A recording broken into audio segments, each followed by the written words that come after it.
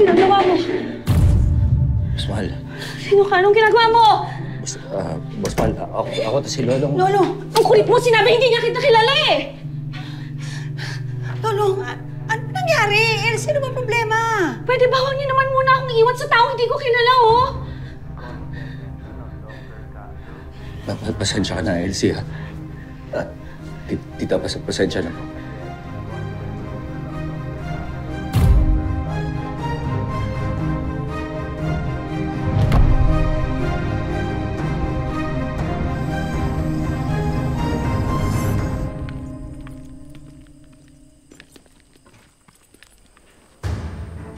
Hoy, kanina ka pa. May gusto kang sabihin? Manong, bakit mo kilala yung Lolong na yun? Sino siya? Ano sa'yo kung kilala ko ang batang yun? Kung kilala mo pala si Lolong, Manong, bakit hindi mo siya himukin na sumapi sa atin? Marunong makipaglaban. Manong, bungo. Minatagpo ang mga bangkay ng mga atubaw sa iba't ibang bahagi ng ilog sa Tumahan. Kung pinatay sila, ibig sabihin, alam nilang pangal ng buhay ang kahinaan natin.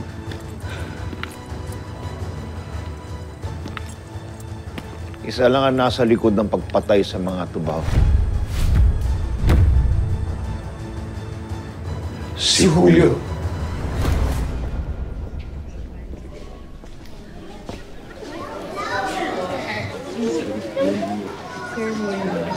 Maraming salamat po, Sir Julio, sa pagpunta niyo rito. Oo, basta ayusin niyo yung pag-aaral niyo, ha? Walang mag-aasawa ka agad.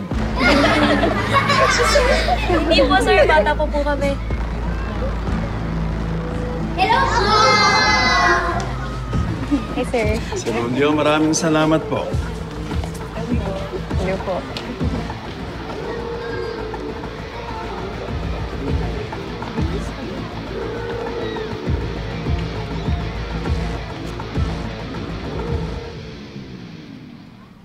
Itong donasyon ko na ito ay inaasahan ko na magagamit ng eskwelahan na ito para lalong mapaunlad ang kaalaman ninyong mga estudyante.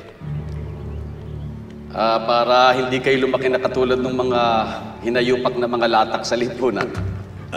Sorry, sir. Yung lingwahe po natin. Mga bata po yan. Ay, sorry.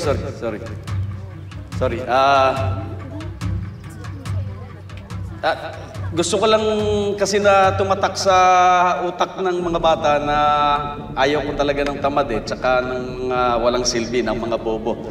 Dahil alam po ninyo, hindi nyo na itatanong nung bata pa ako, madalas akong napapalo ng nanay ko pag tamad ako. Kaya nasanay ako na marami akong ginagawa. Yan ho ang pinakamalaking kalaban natin, yung katamaran. Alam niyo ho, itong katamaran na yan, yan ho ang pinag-uumpisahan ng kabobohan at katangahan. Kaya maging pulubi na lang tayo kaysa sa maging tamad. At para wag hong mangyari yan, makinig tayo sa ating mga teachers. O palakpakan natin sila.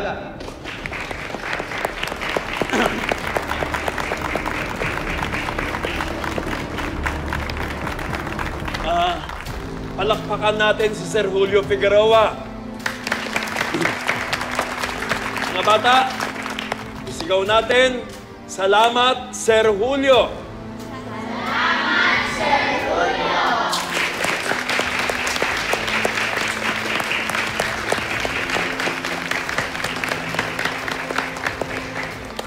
Salamat po, Sir Julio.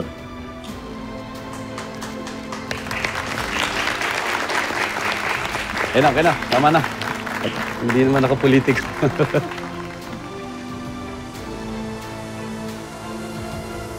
Sir Ivan, Sir Julio, maraming salamat po ulit. Napakalaking tulong po nito para sa aming mga estudyante at eskwelahan. Well, anything for my little town na malapit sa puso. Salamat po, Dad. Alis na tayo. Sir, para po kayong si Bangkil.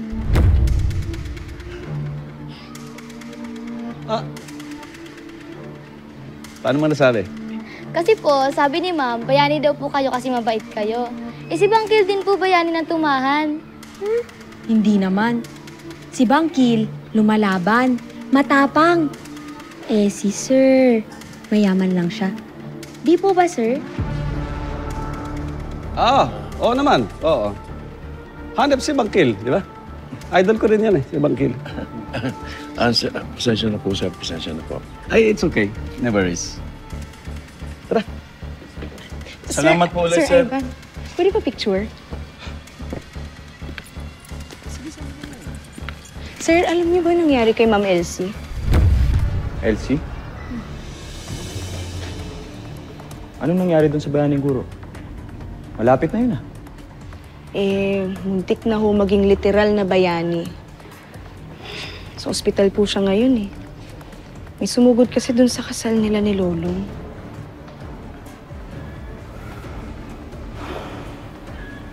Kawawa naman si Elsie. Gusto niyo po sumama? Dadalawin ko kasi siya mamaya so gusto niyo po ba? Nakakausap na siya? Oo! Actually, parang wala nga po nangyari sa kanya pero medyo parang naalog yung utak niya. Wala maalala si Ma'am Elsie.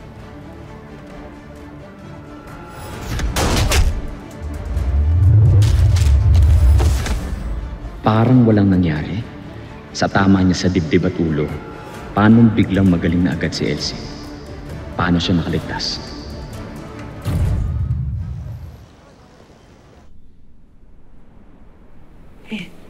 Yeah.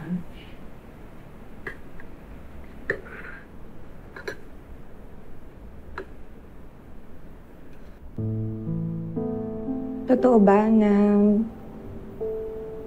ikakasal sana tayo? Oo, boss ma. Elsie. Bakit? Anong bakit? Bakit tayo ikakasal? Matagal na ba tayong magkakilala? Minahal ba kita? Mahal na mahal, anak. Di ba sabi ko sa'yo, kakauwi ko lang galing Korea bago kayo ikasal. Hindi mo lang nobyo si Lolong.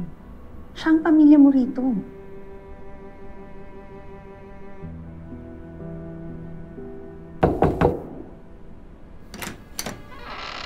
Diyan ba siya? Oh, let's see.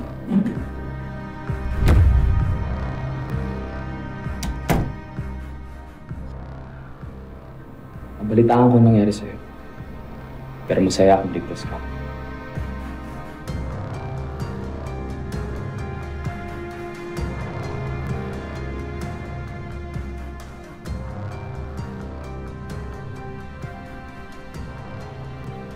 Sir.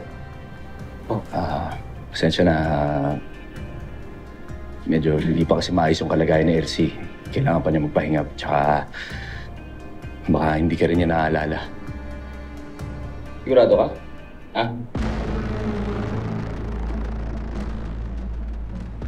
Elsie, sigurado ka bang wala ka nang maalala? Itong tsuran to, mahirap makalimutan.